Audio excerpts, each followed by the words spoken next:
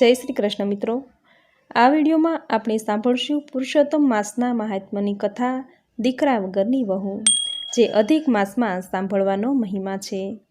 પ્રાચીન કાળની આ વાત છે. એક નાનકડું નગર હતું. એમાં મૂળચંદ મહેતા નામે એક બ્રાહ્મણ રહેતો હતો. તેની પત્નીનું નામ હતું મંગુ.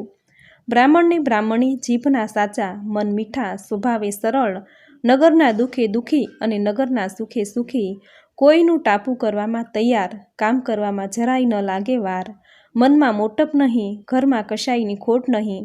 આવા પરગજુ અને મીઠા સ્વભાવવાળા મૂલચંદ મહેતાને આખું ગામ મહેતાજી કહીને જ બોલાવે. તેની ધર્મપત્નીને મંગુ ગોરાણી કહી બોલાવે. મહેતાજી ગામના બાળકોને ધર્મના પાઠ ભણાવે, કર્મકાંડ કરે, તેમને દાન દક્ષિણા મળે, તેથી કોઈ વાતની કમી નથી. ખામી હોય તો બસ એક પેટના જણિયાની. વાર આવે, તહેવાર આવે અને દીકરા વગર મંગુ ગોરાણીને ખૂબ લાગી આવે. ગોરાણી પણ ધર્મ ધ્યાન કરે, વ્રત વર્તોલા કરે છે, પરંતુ તોય દીકરાની ખોટ પૂરી થતી નથી. ગોરાણીને પુરુષોત્તમ માસના વ્રતની અને એ કરવાથી ભગવાન મીઠા ફળ આપે છે તેની ખબર હતી. મહેતાજી ઘેર આવ્યા એટલે ગોરાણીએ કહ્યું, સાંભળો છો? મહેતા કહે, હા, પુરુષોત્તમ માસ નજીક આવે છે અને મારે આખો માસ વ્રત રાખવું છે. મહેતાજી કહે, રાખો ને, એમાં શું? એ તો ઉત્તમ કાર્ય છે. ધર્મ ધ્યાનમાં પૂછવાનું હોય. તમે એકલા નહીં, આપણે બંને નિયમ રાખીશું. ગોરાણી કહે, ઘરમાં વહુ હોય તો કેવું સારું. ઘરના બધા કામ કરી દે, રસોઈ કરી દે, ઘરકામની કોઈ ચિંતા ન રહે અને આપણે કોઈ જાતની અડચણ વગર નદીએ નાહવા જઈ શકીએ, પ્રભુ પૂજન કરી શકીએ. માટે ગમે તેમ કરી મને વહુ લાવી દો. મહેતાજી કહે, અરે ગાંડી, દીકરા વગર કોણ વહુ આપે? ગોરાણી કહે, એ હું કંઈ ન જાણું, બસ વહુ મને લાવી આપો. મહેતા કહે, પણ તમે સમજો તો ખરા. ગોરાણી કહે, એમાં શું સમજવાનું? કોઈ પૂછે તો કહી દેજો કે દીકરો કાશીએ ગયો છે, કર્મના પાઠ શીખવા, વેદની વાતો શીખવા, ધર્મ ધ્યાન શીખવા. બસ આમ કહી ગોરાણીએ ભાતાનો ડબરો તૈયાર કરી આપ્યો. મહેતાજી બોલ્યા, ભલે, જેવી પુરુષોત્તમ મહારાજની મરજી.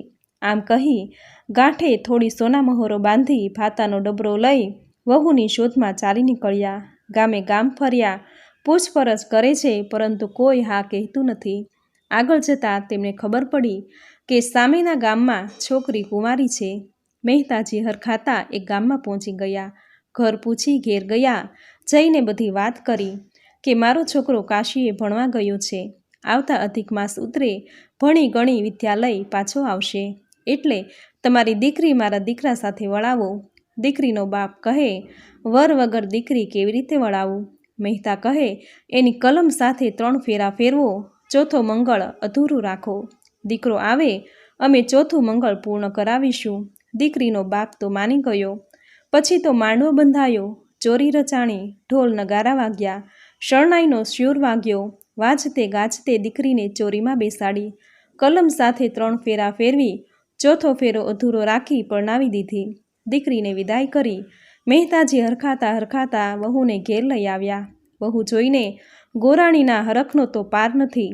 માથે ઓઢી વહુના ઓવાળના લીધા, દુખણા લીધા. 10 આંગળીએ ટચાકા ફૂટ્યા, શુભ શુકન થયા. વહુ પણ સંસ્કારી હતી. સાસુ સસરાને પગે લાગી. દિવસો ઉપર દિવસો જવા લાગ્યા. વહુ તો સાસુ સસરાની સેવા ચાકરી કરે છે, ઘરમાં ધ્યાન રાખે છે. આમને આમ રૂડો પુરુષોત્તમ માસ આવ્યો છે. મહેતા અને ગોરાણી નદીએ નાહવા જાય છે, પ્રભુના ગીત ગાય છે, જપ અને ધ્યાન કરે છે, દાન પુણ્ય કરે છે, વ્રતને વાર્તા કરે છે, ઉપવાસને એકટાણા કરે છે. નદીએ નાહવા જતાં ગોરાણી વહુને કહેતા જાય છે કે વહુ બેટા, કોઈનું કાંઈ લેશો નહીં, પડોશી ઘેર જશો નહીં, ભગવાનનું દીધું આપણે ઘેર બધુંય છે. લ્યો આ 7 ઓરડાની ચાવી. આમ વહુને શીખ આપી ગોરાણી નાહવા જાય છે. વહુ તો પોતાના ઘરડા સાસુ સસરાને માટે ભાવતા ભોજન બનાવે છે, ઘરના કામ કરે છે. આમ એક દિવસ વહુ રોજની જેમ રસોડે રાંધવા ગઈ. ચૂલામાં જોયું તો દેવતા નહીં. હવે શું કરવું? મનમાં કંઈક વિચાર કરી ઝટપટ દોડી પડોશણ પાસે અને કહેવા લાગી કે બાઈજી રે બાઈજી, થોડોક દેવતા આપશો, ચૂલો ઠરી ગયો છે ને રસોઈની ઉતાવળ છે, હમણાં મારા સાસુ સસરા આવી જશે. પડોશણ કહે, ગાંડી રે ગાંડી, તું તો સાવ ભોળી, તારે તે વળી એ સાસુ સસરા કેવા? એ તો વાંજિયા છે, એમને વળી દીકરો કેવો અને વહુ કેવી? પડોશણની વાત સાંભળી વહુ ઘેર આવી વિચાર કરે છે કે મારા સાસુ ને સસરા દેવ જેવા છે, ખોટું બોલે નહીં, પરંતુ તેમ છતાંય એની આંખમાં આંસુ આવી ગયા. ખરું હશે કે ખોટું હશે? ખોટું હોય તો મારું શું? સમયનું ભાન રહ્યું નહીં. સાસુ ને સસરા નદીએથી સ્નાન કરીને ઘેરે આવ્યા. જોયું તો વહુની આંખમાં આંસુ હતા. ગોરાણી તુરંત જ સમજી ગયા કે વાતની વહુને ખબર પડી ગઈ લાગે છે. ગોરાણી વહુને પૂછે છે કે વહુ બટા, કેમ રડો છો? શું થયું છે? શરીરે સુખ નથી? વહુએ પડોશણને કહેલી વાત સાસુને કરી અને પૂછ્યું કે તમારે દીકરો નથી, એ વાત સાચી છે? અને જો હોય તો દીકરો બતાવો મને. ગોરાણીને વહુની વાત સાંભળી દુઃખ થયું. ખોટું બોલ્યા છીએ. મનમાં ને મનમાં પુરુષોત્તમ ભગવાનને વિનવે છે કે પ્રભુ દયા કરો, કૃપા કરો, હે દયાનિધાન, અમારું સંકટ ટાળો. ગોરાણીને ચૂપ થયેલા જાણી મહેતાજી બોલ્યા કે વહુ બેટા, ધીરજ રાખો, અધિક માસ પૂર્ણ થવા દો, દીકરો જરૂર બતાવીશું, તમ સાથે પરણાવીશું. મહેતાજીને પોતાના વહાલા પુરુષોત્તમ રાય ઉપર પૂર્ણ શ્રદ્ધા હતી અને વિશ્વાસ હતો કે પ્રભુ સૌ સારાવાના કરશે. અધિક માસ પૂરો થશે પછી વહુને સાચી વાત કરી દઈશું અને એમને જવું હશે તો જવા દઈશું. આમ વિચારીને વહુને ધીરજ આપી. સાસુને સસરા ઉપર વિશ્વાસ રાખી વહુ તો કામે વળગી. રોજની જેમ સાસુ સસરા નદીએ નાહવા ગયા છે. વહુને થયું કે સાસુએ સાતેય કોઠારની ચાવીઓ આપી, પણ એમાં શું છે તે જોયું નથી, લાવ આજે જોઈ લઉં. વિચાર આવતા વહુ ઉઠી અને કોઠાર પાસે ગઈ. પહેલો કોઠાર ખોલ્યો તો અનાજ ભરેલું, બીજો જોયો તો એમાં વાસણ કૂસણ હતા, ત્રીજો જોયો તો લુગડા ભર્યા હતા, ચોથો જોયો તો માણેક મોતી અને હીરા હતા, પાંચમો ખોલ્યો તો નગદ ખજાના હતા, છઠ્ઠો ખોલ્યો તો વેદ પુરાણના પોથા હતા. હવે છેલ્લો કોઠાર રહ્યો. વહુ વિચારે કે આ સાતમા કોઠારમાં શું હશે? ખોલીને જોયું તો અરે, આ કોણ? આખો ઓરડો તેજ પ્રકાશથી ઝળહળે છે. કોઈ પુરુષ બેઠો છે. કપાળમાં તિલક છે, પીળું પિતાંબર ધારણ કરેલું છે, ખંભે જનોઈ ધારણ કરી છે, થોડે છેટે પગમાં પહેરવાની ચાખડીઓ પડી છે અને હાથમાં કોઈ ધર્મ પુસ્તકનું પાનું છે. વહુએ બારણું ખોલ્યું તેથી પેલા દિવ્ય પુરુષનું ધ્યાન ભંગ થતાં બારણા તરફ જોઈ કહ્યું કે ઓરડાનો દરવાજો જલ્દીથી બંધ કરી દો, મારા અભ્યાસમાં ખલેલ પડે છે.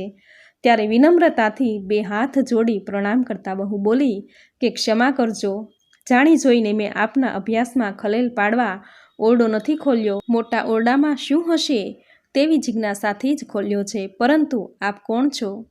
દિવ્ય પુરુષે જવાબ આપતા કહ્યું કે આ મારું ઘર છે અને જે ઘરડા બ્રાહ્મણ અને બ્રાહ્મણી છે તે મારા માતા પિતા છે. હવે દ્વાર બંધ કરો. વહુ કહે, પરંતુ માતા પિતા તો મને આપ કાશીમાં છો અને અભ્યાસ કરો છો એમ કહ્યું હતું. હા, એ ખરું છે, પરંતુ ગુરુ કૃપાએ મને યોગના બળે હું કાશીમાં પણ અભ્યાસ કરું છું અને અહીં આ ઓરડામાં પણ છું. અધિક માસ પૂર્ણ થઈએ મારો અભ્યાસ પૂર્ણ થશે એટલે તમે મારા માતા પિતાને કહેજો કે લગ્નની તૈયારીઓ કરીને આ ઓરડા પાસે આવી મને પુરુષોત્તમ દીકરા કહી પોકારે. હું બહાર આવીશ અને તમારી સાથે લગ્ન કરીશ.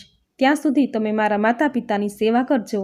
હવે દ્વાર બંધ કરો. આટલું સાંભળતા જ વહુએ તુરંત જ ઓરડાનો દરવાજો બંધ કરી તાળું વાસી દીધું અને હરખાતી ઘરના કામકાજ તરફ વળી. જાણે કંઈ બન્યું નથી તેમ રોજની જેમ સાસુ સસરાની સેવા ચાકરી કરે છે, ઘરકામ કરે છે. સમય વીતતા પુરુષોત્તમ માસ પૂરો થયો. આજે છેલ્લો દિવસ હતો, ઉજવણું હતું, તેથી વહુએ વ્રતના ઉજવણા માટેની બધી તૈયારી કરી લીધી. ત્યાર પછી પોતાના આજે લગ્ન છે એમ વિચારી પડોશીઓને ગામમાં નોતરા દઈ આવી. પોતાના સાસુ સસરાને કહે, આજે તમારા દીકરા આવશે અને મારી સાથે ચોથો ફેરો ફરશે એમ તમે કહ્યું હતું, માટે લગ્નની તૈયારી કરાવો, મંડપ બંધાવો અને ચોરી રચાવો. ભગવાન પર પૂર્ણ વિશ્વાસ રાખીને મહેતા અને ગોરાણીએ સર્વ વાતે તૈયારી કરી લીધી. તેમ છતાંય મનમાં મૂંઝવણ થાય છે કે હે પ્રભુ, અમારી લાજ હવે તારા હાથમાં છે. હે નોધારાના આધાર, અમારી પત રાખજે. મારા વહાલા, આમ પતિ પત્ની બંને મનોમન ભગવાનને વિનંતી કરે છે, વિનવે છે. ત્યાં તો લગ્નની ઘડી આવી પહોંચી અને વેદ મંત્રોચ્ચાર કરતા બ્રાહ્મણે કહ્યું કે વર કન્યા પધરાવો, સાવધાન. આ સાંભળી ગોરાણી અને મહેતા મૂંઝાવા લાગ્યા. હવે શું કરીશું? હમણાં આપણી આબરૂ ધૂળમાં જશે. હે પ્રભુ! સાસુ સસરાને આ મૂંઝાયેલા જોઈ વહુ બોલી કે બા બાપુજી, તમારા દીકરાએ મને કહ્યું છે કે લગ્નની ઘડી આવે ત્યારે તમે પોકારજો, હું આવી પહોંચીશ.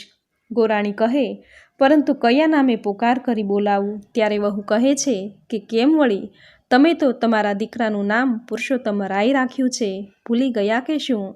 ગોરાણીએ પોકાર કર્યો કે બેટા પુરુષોત્તમ પધારો. કહેતા તો ફટાક કરતાકને 7મા ઓરડાનો દરવાજો ખુલી ગયો અને પીળા પીતાંબર ધારી પુરુષોત્તમ રાય પગમાં ચાકડી પહેરી ઓરડાની બહાર આવ્યા. મહેતાને ગોરાણી પુરુષોત્તમ રાયને જોતાં જ મનમાં બધું સમજી ગયા, ગદગદિત થઈ ગયા, નેત્રોમાં આંસુ આવી ગયા, હૃદય ભરાઈ ગયું છે, કાંઈ બોલી શકતા નથી, પરંતુ અંતર બોલે છે કે વાહ મારા પ્રભુ, આખરે તારા ભક્તોની લાજ રાખી. હે મારા નાથ, ભક્ત કાજે પુત્ર રૂપે તારે આવવું પડ્યું. ભક્તની પત રાખવા પ્રભુ તારે કષ્ટ ઉઠાવવું પડ્યું. ગોર અને ગોરાણી ચરણ સ્પર્શ કરવા જાય છે કે ભગવાન સમજી જાય છે કે પોતે પુત્ર થઈને આવ્યા છે અને આ ભક્તો હમણાં પગમાં પડશે વિચારી પોતે સામા દોડે છે. પુત્ર થઈ પ્રભુ પુરુષોત્તમ પધાર્યા, પગમાં પડ્યા મા બાપના રે, માતા પિતાના પગમાં પડી પ્રભુ વંદન કરે છે. બ્રાહ્મણ અને બ્રાહ્મણી ગદગદિત થઈ પુત્રને ભેટી પડે છે. પછી તો ભગવાન પુરુષોત્તમ રાય લગ્ન મંડપમાં પધાર્યા, ચોરીમાં પરણવા બેઠા, ચોથો ફેરો ફરી રહ્યા. લગ્ન સંપન્ન થયું, ચારેય કોર આનંદ આનંદ વર્તાઈ ગયો. આકાશમાંથી પુષ્પ વૃષ્ટિ થઈ. બોલો ભગવાન પૂર્ણ પુરુષોત્તમ રાયની જય.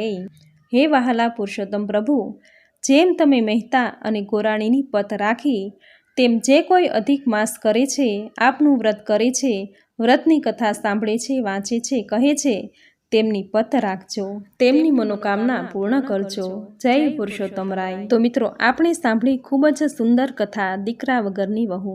આ કથા અધિક માસનું મહાત્મ્ય દર્શાવે છે, જે અધિક માસમાં સાંભળવાનો મહિમા છે, જે સાંભળવા માત્રથી જ ભગવાન પુરુષોત્તમ રાય પ્રસન્ન થાય છે, સાંભળનારની મનોકામના પૂર્ણ કરે છે, તેના જીવનમાં સુખ, શાંતિ, સમૃદ્ધિ આવે છે. તો મિત્રો, આજના આ વિડીયોમાં દીકરા વગરની વહુ આ સુંદર કથા સાંભળવી આપને જરૂર ગમી હશે. તો વિડીયોને લાઇક કરી કોમેન્ટમાં જય પુરુષોત્તમ રાય જરૂર લખજો. ચેનલ પર નવા છો તો ચેનલ સબસ્ક્રાઈબ કરી બાજુમાં બેલ આઇકોન પ્રેસ કરી દેજો, જેથી આપણા આવનાર દરેક નવા વિડીયોની નોટિફિકેશન તમને મળતી રહે.